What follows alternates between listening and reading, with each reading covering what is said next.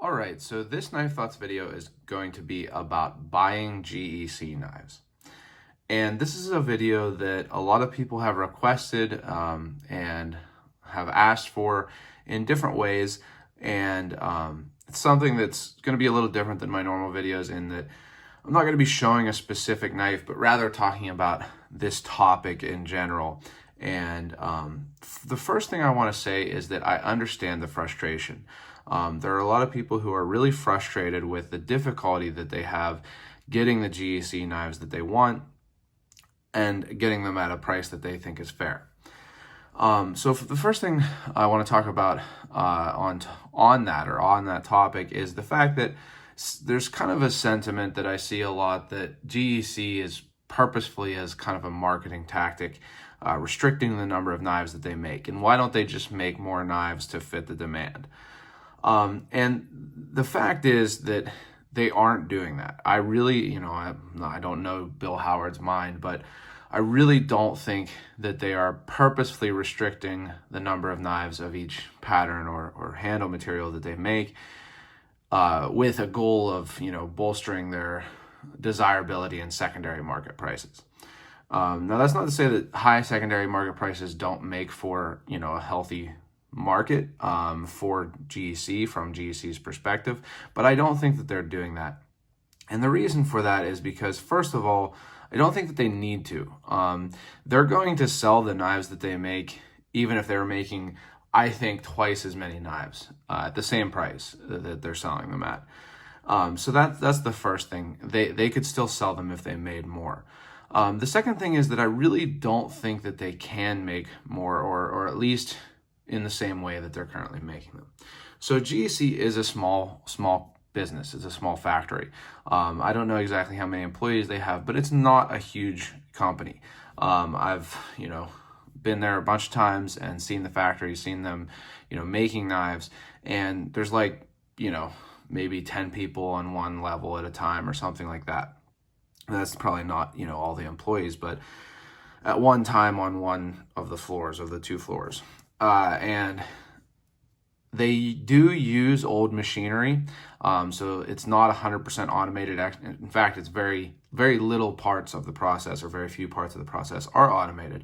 A lot of it is hand done, from the polishing of the blades and the handles, fitting the handles, cutting the, or kind of hafting the handles, the actual bending, cranking of the blades to make them fit correctly. The pins, for the most part, are done by hand.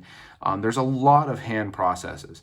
Now, one thing that gets said is that it's all hand done and that there's no automated processes, and that's not the case anymore. It hasn't been for a while. There is, a CNC machine there.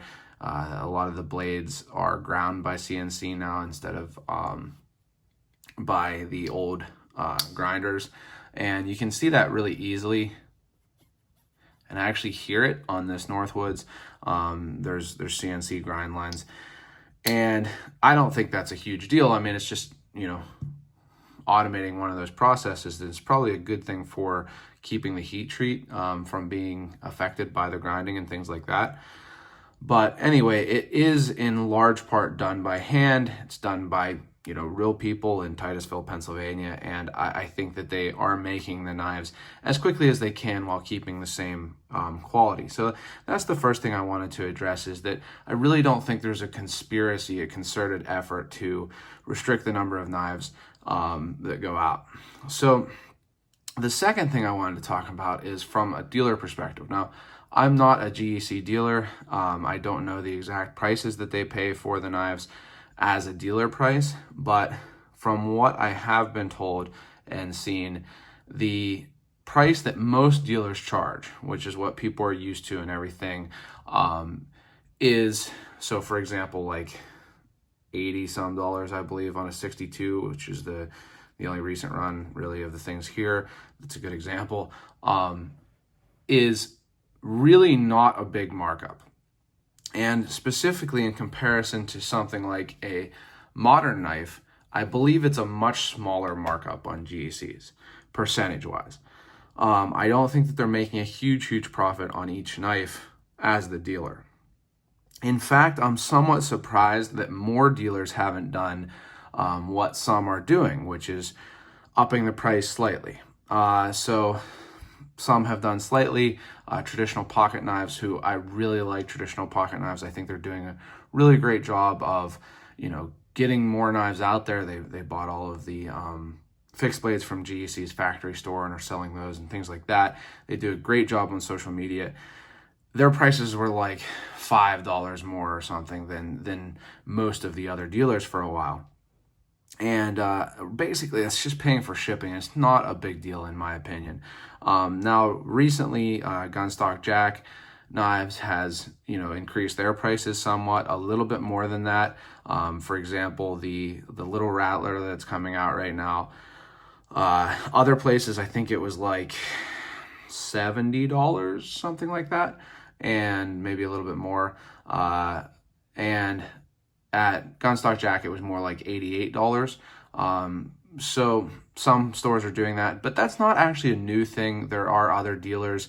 There's a dealer that's only on eBay that I've never bought something from, and I don't follow at all, that has been marking their knives up for a long time.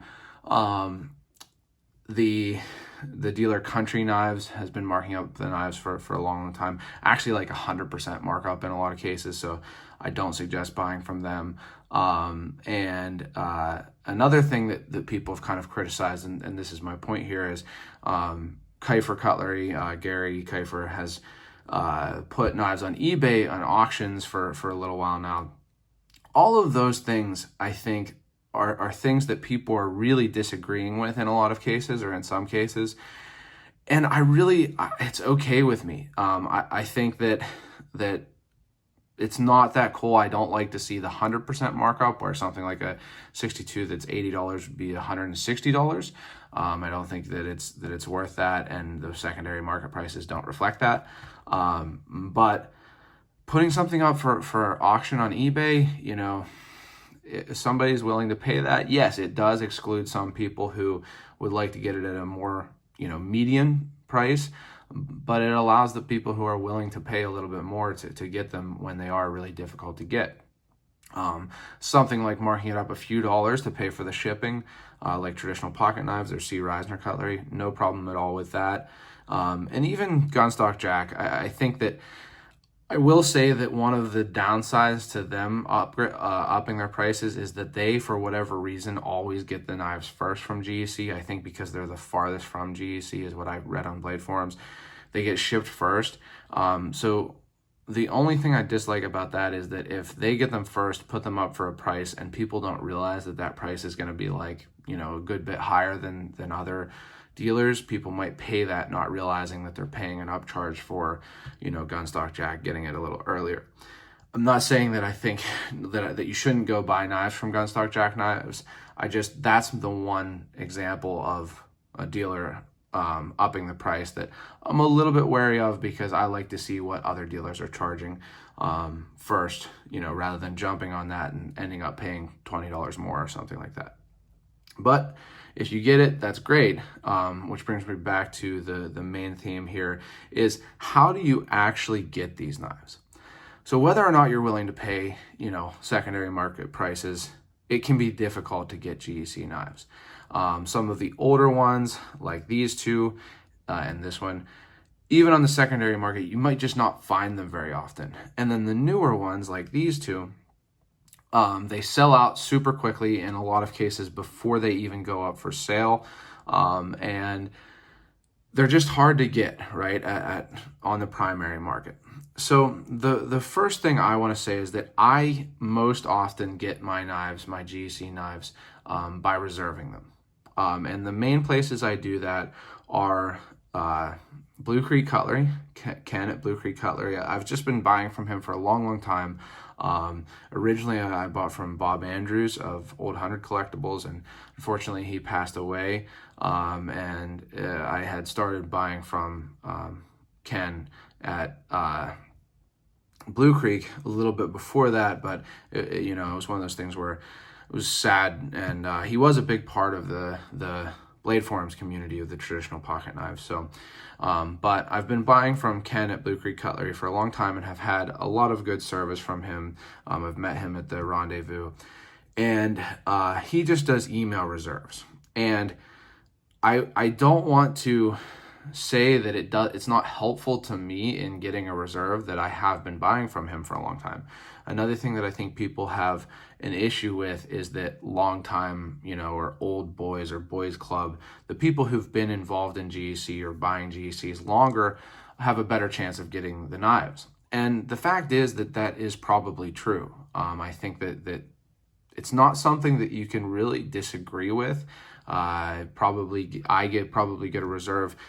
If I emailed at the exact same time as another person and the other person had never bought a knife from a dealer before, and I've bought 15 knives from them, 25, 50 knives, something, I'll probably get that reservation.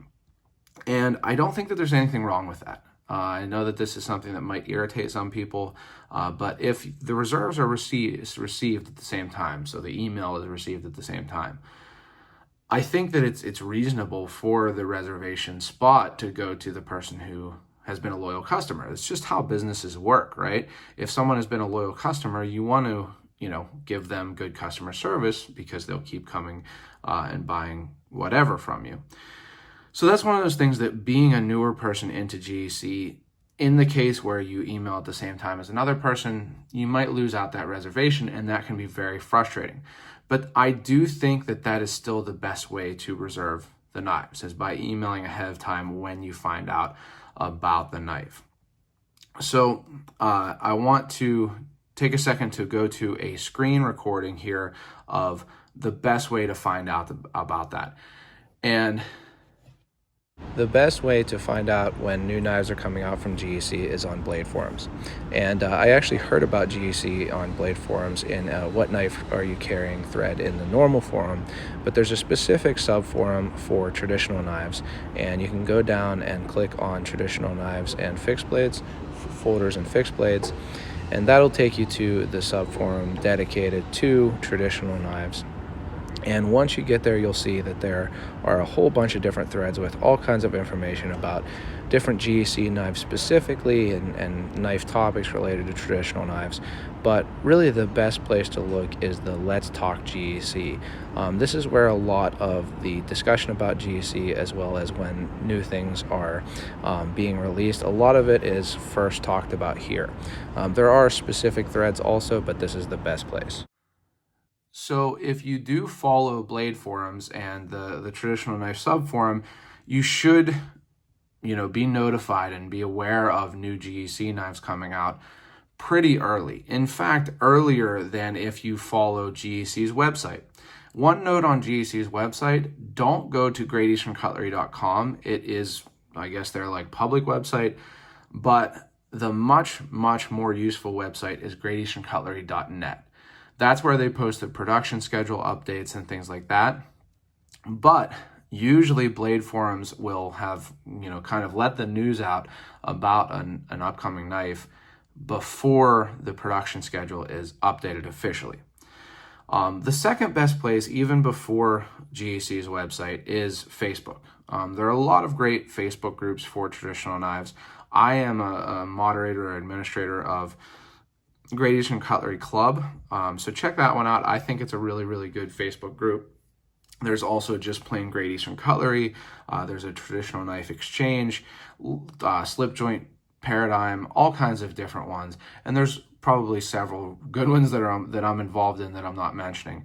But usually those will, someone will post about an upcoming knife pretty quick after the word gets out that it's coming on those. So if you use Facebook, check those out. If you don't want to be involved in a forum, Blade Forums, or Facebook, you don't like social media or whatever, you will be at a disadvantage, unfortunately.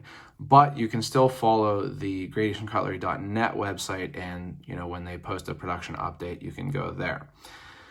So I do think that reservations are the best way to get a knife. So, for example, I recently reserved one of the Black Plum 74s. I don't have it here for this video, but I reserved this knife also.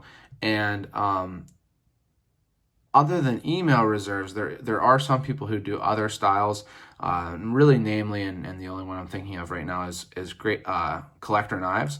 And that's really who I buy another kind of majority of my knives from after Ken at Blue Creek Cutlery is Mike at Collector Knives. And he uses an early reserve system. And I'm going to show you that here in another screen recording.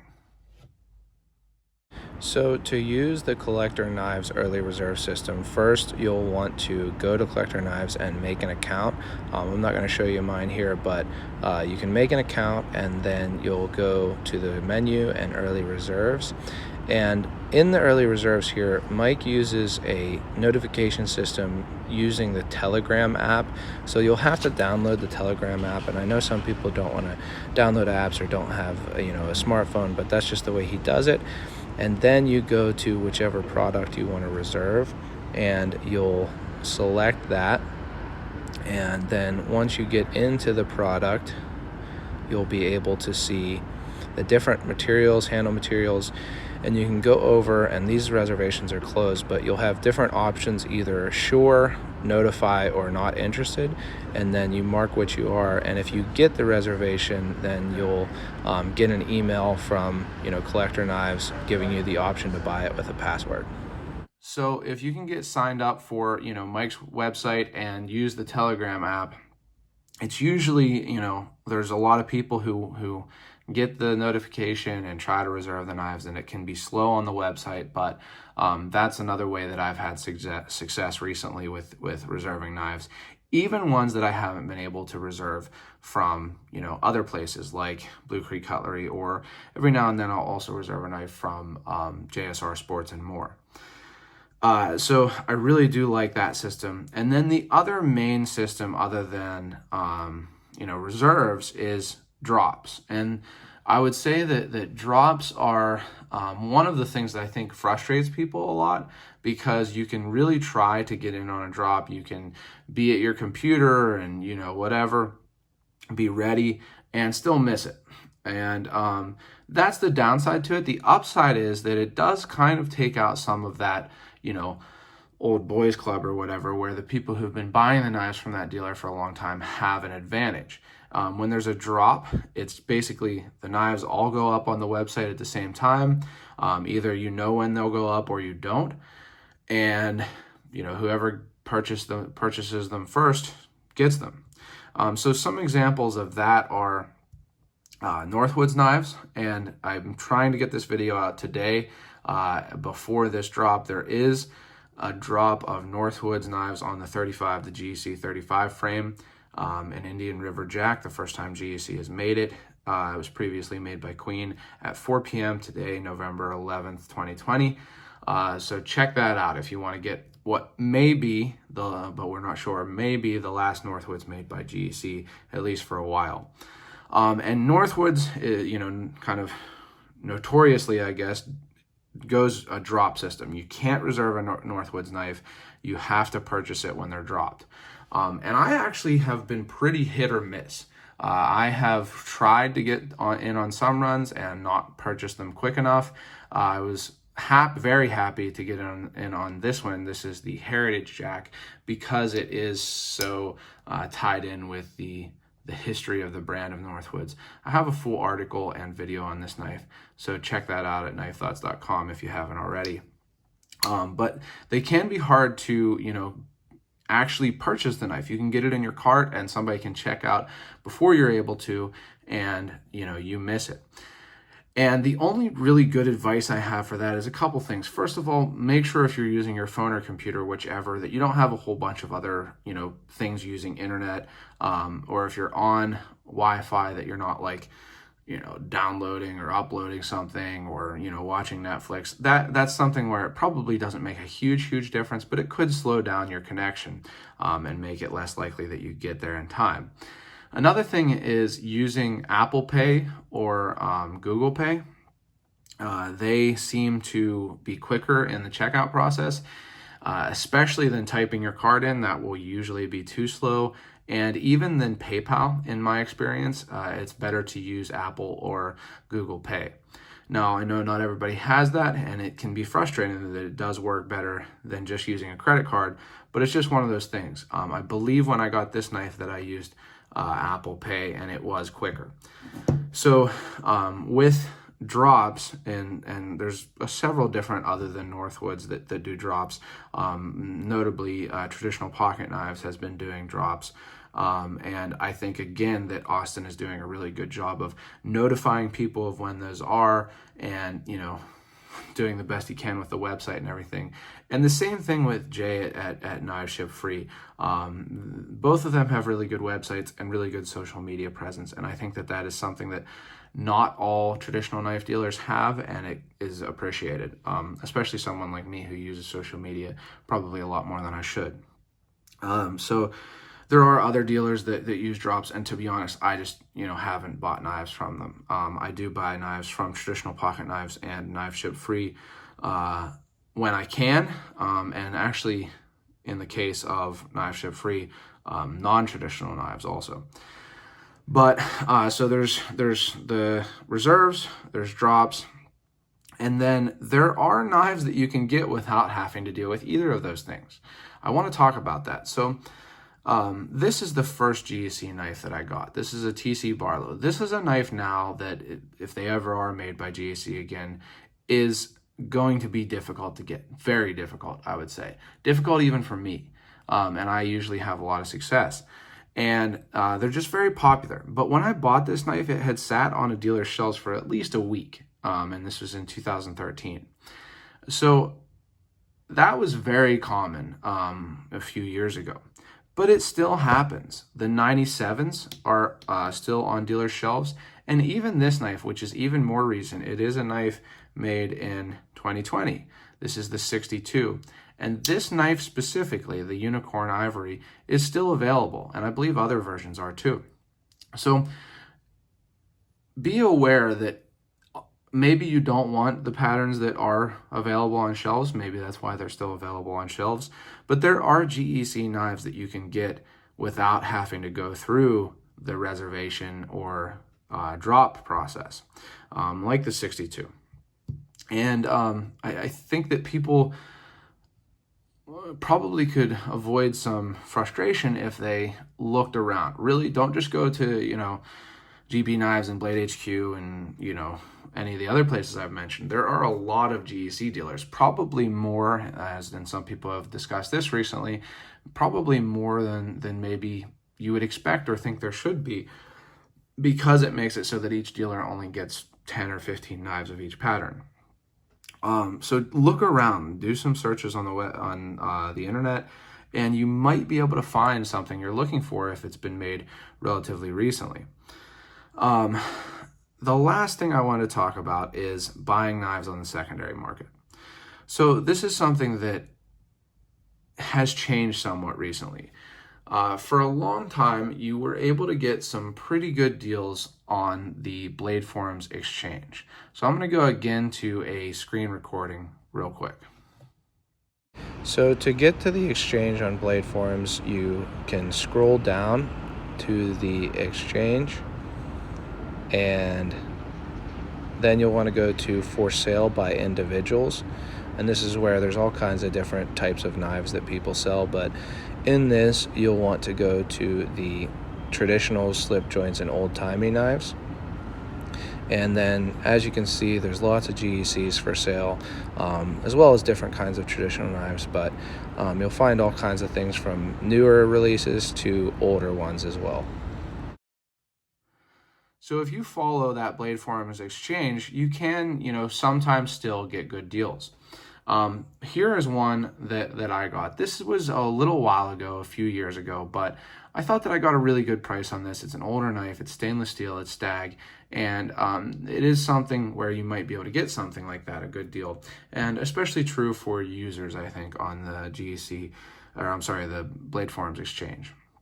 Another place that you can still sometimes get good deals on secondary market knives is on Facebook.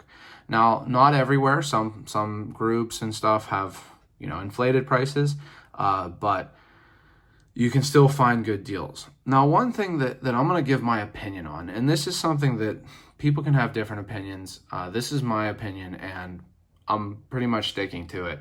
But I don't if you have a different opinion on the subject, that's fine. But I don't like raffles.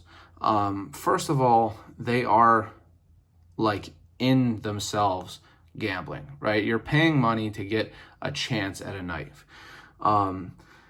I don't think that I'm not trying to tell people that they shouldn't gamble. If that's what you want to do, that's fine. I don't even think that it should be necessarily illegal as long as people understand the likelihood that they are going to win and everything. And I think most of the time people do. But the fact is that they are illegal, at least in the state I live in and many states. That's why they're usually not called raffles on Facebook. They're called waffles. And that's because Facebook actually searches for the word raffle to delete them and even take down groups that do raffles. So it's one of those things where I don't agree that it should be illegal, but I don't actually like doing it myself because I think it's it's kind of sticky. You can, a little bit of a slippery slope. You can waste a lot of money on it with relatively little chance of getting the knife. And I think you're better off looking for deals and, saving for a specific knife if you really want it. So I don't like raffles, and I don't suggest using raffles to try to get the knives you want. The last place to get GEC knives on the secondary market is eBay. And eBay generally will have high prices. There was a time when you could get some, knives that slipped through the cracks other people didn't see, and you could bid them to a really good price on eBay. Even the older, less sought after patterns, that's not really the case anymore. So unfortunately, pretty much everything is inflated on eBay. It's just something to be aware of. And, it kind of is what it is. But the last thing I wanted to talk about is that there are some knives that are even harder to get, like this. And this is a knife that is a special factory assembly. So it's a knife made out of parts for, some special occasion. For this one, the Rendezvous. And you can really only get them at GEC. They do sometimes go up for sale on the secondary market, but even on the secondary market, they're very rare, hard to find. And the only suggestion I have for getting this type of knife is actually, the best thing is to be at the Rendezvous or whatever event. But if you really want to get a special factory assembly, I suggest reaching out to someone who is going to be going to the Rendezvous or event and asking if they can purchase them for you, and then you pay whatever you decide to pay, because they are hard to find otherwise. So I hope this was enlightening. I hope it's not too negative. I understand, again, like I said at the beginning, the frustration that people have over buying GEC knives. It can be really frustrating to not get the knife you want and to feel like, why shouldn't you? But just a kind of summary, I don't think that GEC has a conspiracy to make the knives harder to get. I think that they're making what they can. I don't think that the dealers are wrong for upping the prices slightly. I think that the dealers are, have different ways of doing things, and some of them are doing really, really well. Again, ones that I mentioned, Blue Creek Cutlery, Collector Knives, traditional pocket knives, knives ship free. I use those most often, and I think that they're all doing really well, and others are too. But I think that they don't have a huge profit margin, so I don't have a big problem with them increasing from the minimum price. GEC, as far as I know, doesn't have an official minimum advertised pricing, but they basically do in practice. And then the best way to get them is reservations, whether it be email reservations or Collector Knives reserve system. The second best is, to follow and the best way to do that is to follow Blade Forums and Facebook and the .net website. Second best way is on Blade Forums and Facebook, and then last is probably the secondary market, eBay. But I hope you get the knives that you want. I do understand that it can be frustrating, and just always, keep in mind that more knives will come out. They'll keep making really cool knives, and I hope you get the ones you want, but if not, it is only knives. Recently, I've missed out on some knives that I wanted to get from them because they were really hard to get. And you just have to remind yourself that, you know, it probably won't greatly impact your knife if you don't, or your life if you don't get a specific knife, thankfully. So, you know, I always just try to appreciate the ones I have, try to get the ones I want, but if I don't, you know, it is what it is. And I hope you can find success. I hope you can find enjoyment in the process. And I hope you've learned something from this video. I hope it wasn't too boring, me just talking with a bunch of knives sitting here. But as always, check out my social media, all at Knife Thoughts. Check out my website, knifethoughts.com. And last but not least, don't forget to go out and do good.